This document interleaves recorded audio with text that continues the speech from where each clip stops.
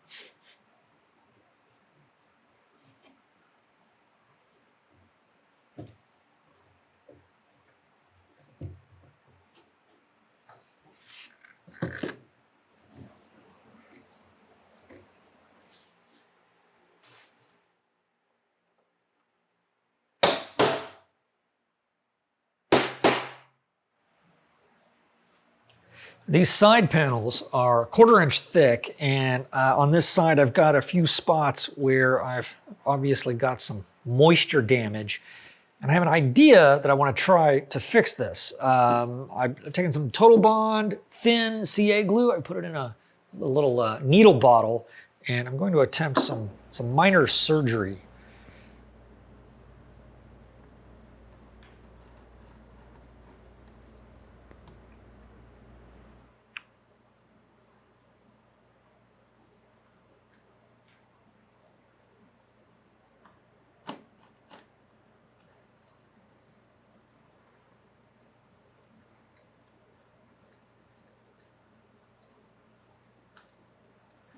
This is a piece of UHMW plastic that I just happen to have, and super glue does not stick to this, so very quickly, and I'm just going to leave that for a couple of minutes. Oh, I should have mentioned, by the way, this is Activator. If you're not familiar with this, it makes the glue set up very quickly, and no stickage. All right. Not terrible.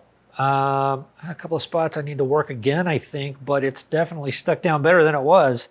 I'll have to see what it looks like after I sand it, but I think that might work.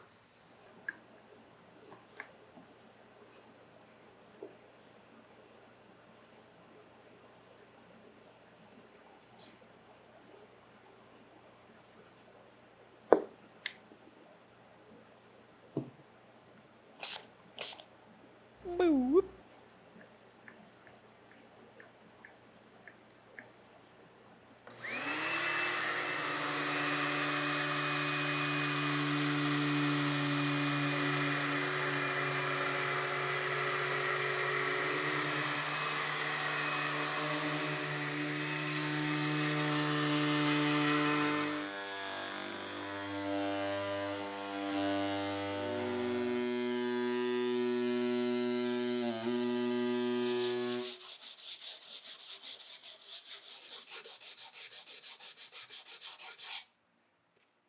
So, as I have learned, this entire thing is made out of white oak. The back, however, is not the best quality stuff. It doesn't look great, which makes sense because this was meant to, probably go up against a wall. Nobody was ever supposed to see it. But since I am turning this into a coffee table, did I mention that? I'm turning this into a coffee table. Since I am turning this into a coffee table, I want this to look nice. It's going to be visible. So I picked myself up some white oak veneer, and I have just enough white oak scrap left over from something else that I can make the back match the sides.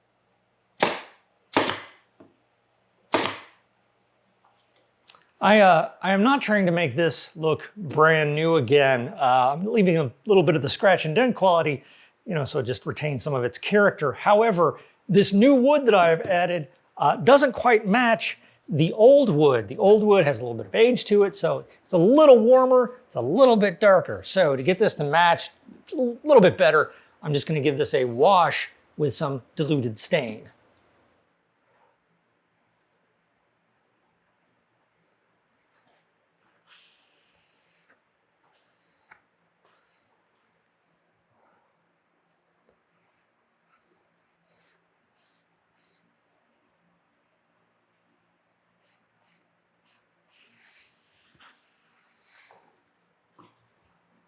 All right, that is not a 100% match, but it's a lot better than it was. And I think once I get the varnish on, I think it's going to be okay. And it's not bad for basically a a seasoned amateur. A lot of what I've learned has been from trial and error and a lot of online learning. Speaking of which, if you're interested in doing this kind of thing, right now you can get a full year's membership for just $1.49 over at Woodworkers Guild of America, who is sponsoring this project. And yes, that decimal point is in the right place. $1.49 for an entire year, with tutorials for creators of all skill levels, beginner to expert. Woodworkers Guild of America is an online resource for woodworking instructions, ideas, and information, featuring instructional videos from seasoned creators like George Von Driska, Tom Casper, and Jimmy DiResta.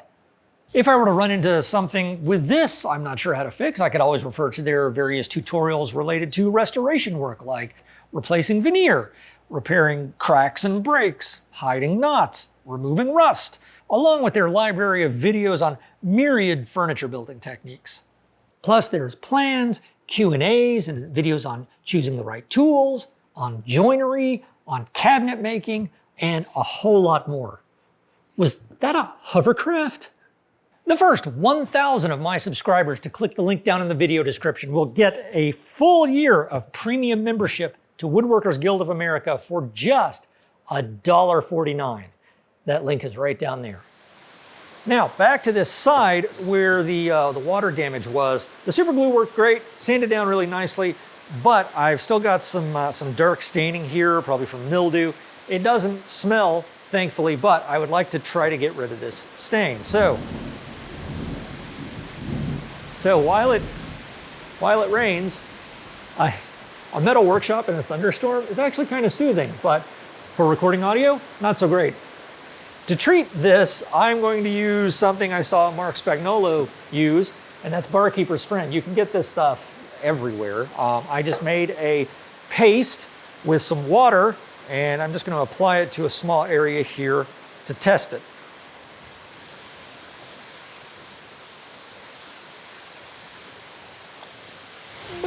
So I let this sit for 30 minutes, and I wipe it off with a wet paper towel. Clean out the grain a little with a toothbrush.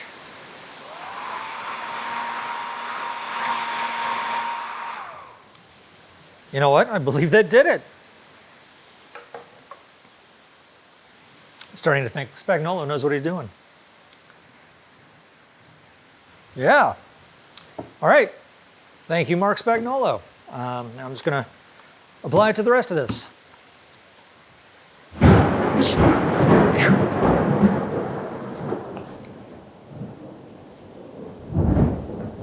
Oh my God.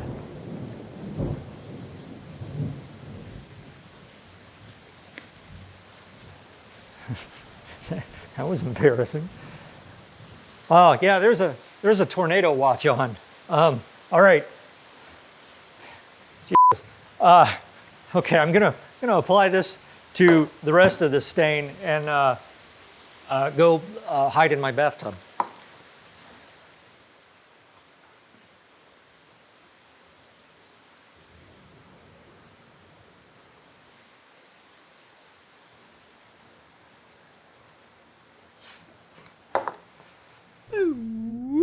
All right, the storm has passed. The mildew is gone. What a difference that made. It has repuckered some of my repair work here, but I can fix that again. I'll do that off camera, and then we can apply the varnish.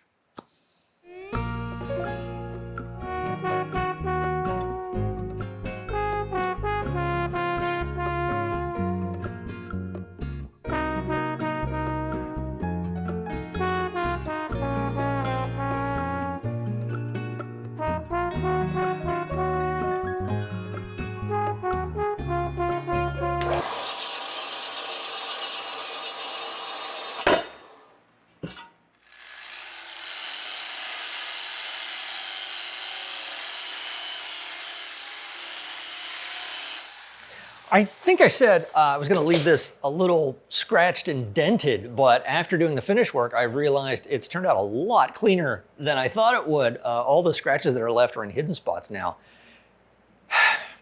Okay, this, yeah. I had to have a very minor procedure on my eyelid. I've got to keep ointment on it. It's totally fine, but on camera, it makes me look a little like Sloth from the Goonies. So this is more for you than it is for me. Now, I'd like to give the cabinet just a little bit of an industrial look. So I'm making a steel frame with some nice chunky feet.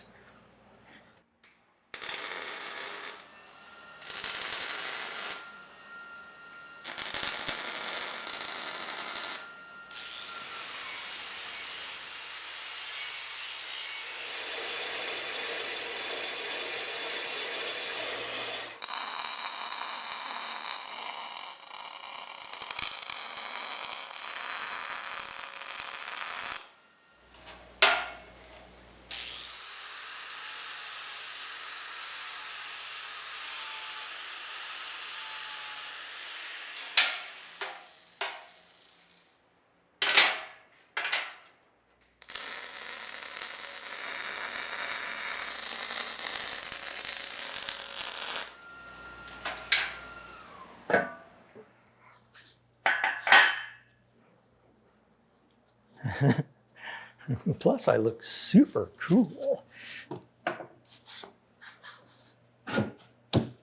All right. Oh, hopefully I'm far enough away in this shot that you can't see my disgusting eye. So I'm going to use some Presto Black on this frame, which will chemically blacken the metal, but I'm going to do that off camera. The Total Boat Gleam that I used on this really brought out the red in this wood, which is now making me doubt my conclusion that this is white oak. Could be red oak, although some of the unfinished stuff inside here to me still looks like white oak. So I don't know, I'm no expert on wood. Still, it now has this fantastic warm amber color to it. I'm going to be selling this, by the way, once I'm done, although I'm not sure by what avenue just yet. However, if you're interested, the details will be down in the video description. I also made a second frame similar to this to go on the top, but there's one thing this doesn't have, a top.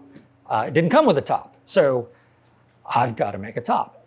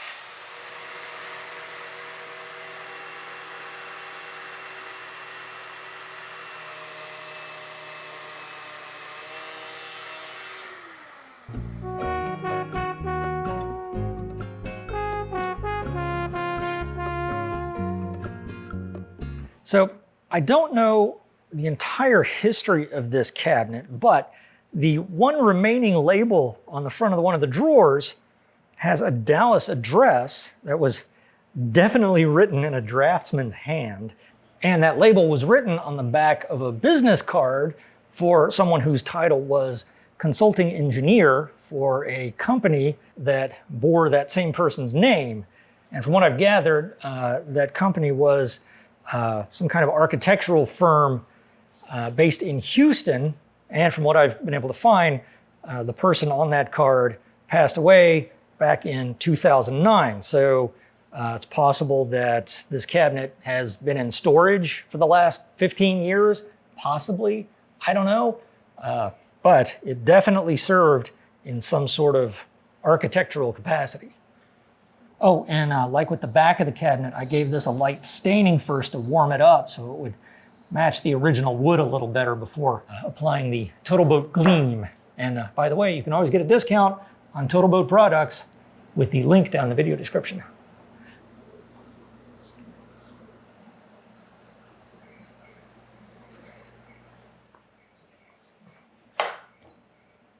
All right, so I was able to blacken the frame, although I did have some issues, but I'll go into that over on Patreon. I often do a post-mortem video in a lot of these projects where I go into some of the behind-the-scenes details that don't make it into the main video.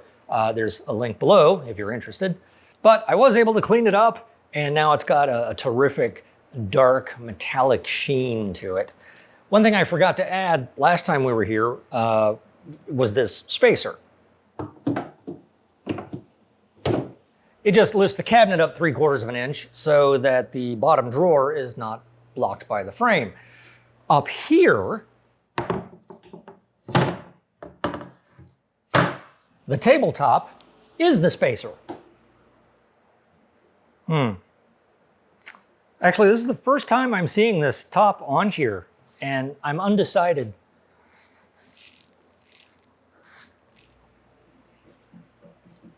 It kind of depends on which way you're looking at it. It really depends on the lighting.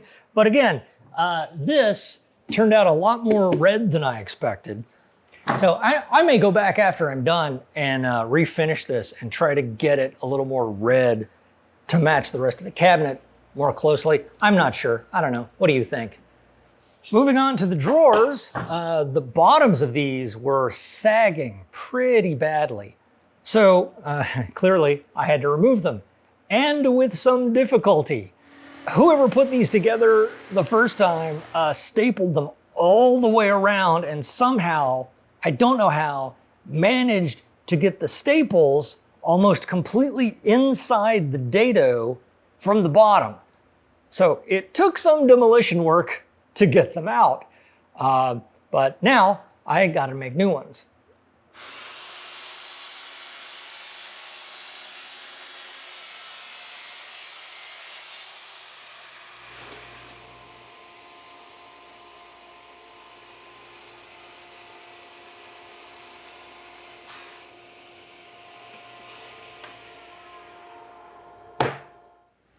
And while I'm at it, I thought I would give them a bit of an upgrade.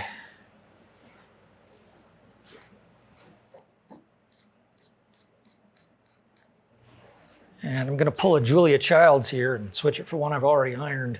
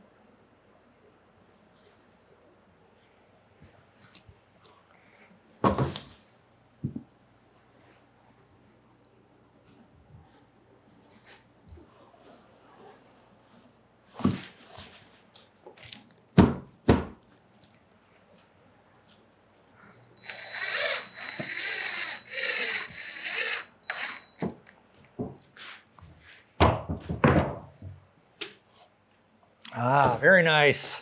This could make for a huge jewelry box.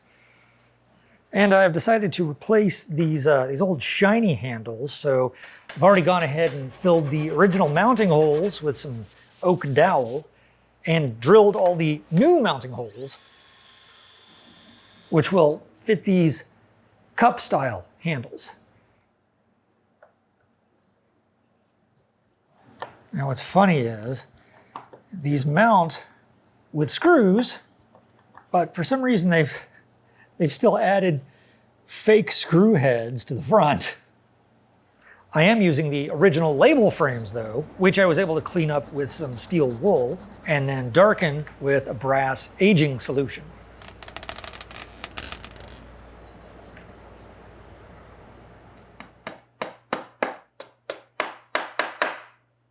Now, concerning the wood species, I found a very helpful guide online that details how to differentiate between red oak and white oak, which, as it turns out, can often be quite difficult, which makes me feel better.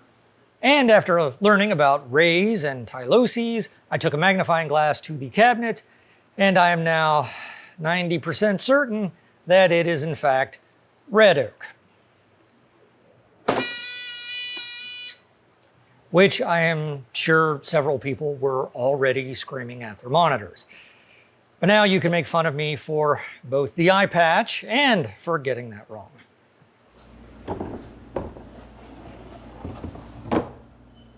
I was thinking about picking up some red oak and making a new top for it, but now that I have it all together, it's actually not all that bad. I think I was just being hard on myself, as usual. Plus, I think this red felt really sells it. Be sure to check out that video description for tool and material links, that $1.49 membership to Woodworkers Guild of America, my Patreon page, and information on how you might be able to own this. I know you've been waiting for it. Yar.